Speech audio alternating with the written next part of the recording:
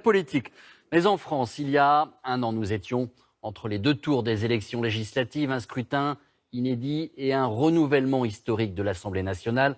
Un très grand nombre d'élus ont découvert l'hémicycle et le fonctionnement des institutions.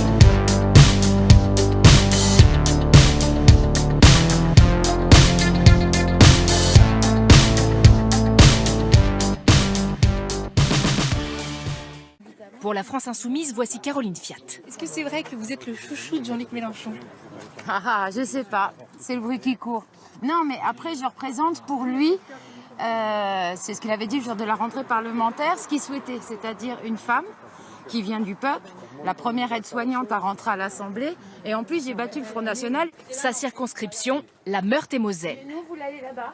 Quel chemin parcouru. Il y a un an, ils devenaient tous deux députés. Ça, c'est des gargouilles en plomb qui viennent du musée du Louvre. Elle a 41 ans et a radicalement changé de vie. Chaque lundi, Caroline Fiat sillonne sa circonscription. Ce jour-là, la voici dans une entreprise spécialisée dans la restauration de patrimoine. Donc ça, c'est la chapelle de... Chapelle royale du château de Versailles. T'as un peu de la chapelle royale du château de Versailles à Jarny quand même. Parfois, la France Insoumise aime les patrons. Ah mais on les aime. Mais ceux qui sont humains, voilà, je pense que la phrase c'est ça, c'est calculer la valeur humaine de son entreprise.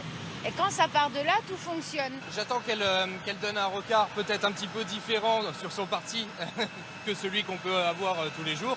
Parce que c'est vrai qu'on constate un regard très négatif sur le monde de l'entreprise. Voilà. Elle le dit sans embâche, il faut du temps pour revêtir l'habit. D'autant qu'un surnom à l'Assemblée lui a signifié qu'elle allait devoir s'affirmer. Il y a eu l'histoire du bac-2. C'est quoi l'histoire du bac-2? On a appris que certains députés avaient rigolé sur le fait que la France Insoumise avait fait rentrer une bac-2 parce qu'une aide-soignante... et ça fait mal. Toute sa vie, on est en formation. Toute sa vie, on apprend. Ce maire communiste, lui, tente de l'encourager. La fonction amène à avoir des rencontres, des échanges et à comprendre la réalité du terrain. Et je crois moi j'ai trouvé que notre députée a fait vite. Caroline Fiat dit ne pas avoir changé, affaire d'éducation, dit-elle. Nous retrouvons Caroline Fiat dans une ancienne cité minière. Donc il a fait la statue du mineur. En fait, je me dis, c'est pas forcément, un député de l'opposition, donc ça pourrait être moi, et le gouvernement Macron. C'est le boulet au pied? C'est les chaînes qui essayent de nous empêcher d'avancer. Et vous dites que vous étiez naïve alors?